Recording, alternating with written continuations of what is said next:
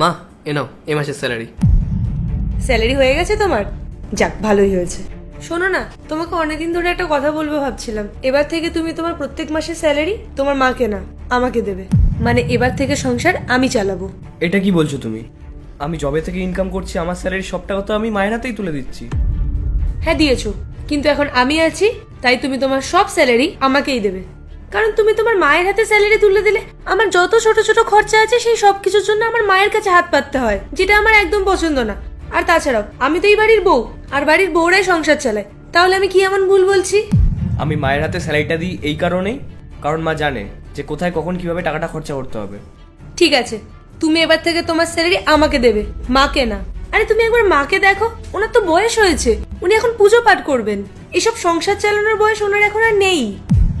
জানো রাহুল, আমার মনে হয় তোমার স্যালারির টাকা মাই হয়তো বেশি করে খরচা করে ফেলে, বা কোথাও রেখে হয়তো ভুলে যায়, আর তখন আমরা খুঁজতে থাকি। চুপ করো পায়েল, আর একটা কথাও বলবে না। আরে আমি কি এমন ভুল কথা বলছি? কোনো ব্যাপার না বাবু, আমারও তো বয়স হয়েছে, আর বৌমা যদি দায়িত্ব বুঝে নিতে চায় তাই নিক না। এখন না বুঝলে আর কখন বুঝবে? বাবু, এইবার থেকে তুই প্রত্যেক মাসের স্যালারি বৌমার হাতেই তুলে দিস। বৌমা, সংসারের খরচ চালানো কিন্তু অত সহজ নয়, বুঝে শুনে খরচা করতে হয়, না হলে কিন্তু সমস্যা হয়।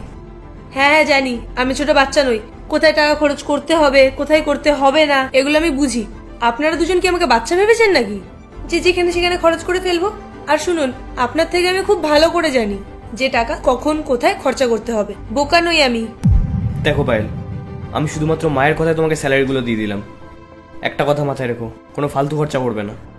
আরে বললাম তো ফালতু খরচ করব না।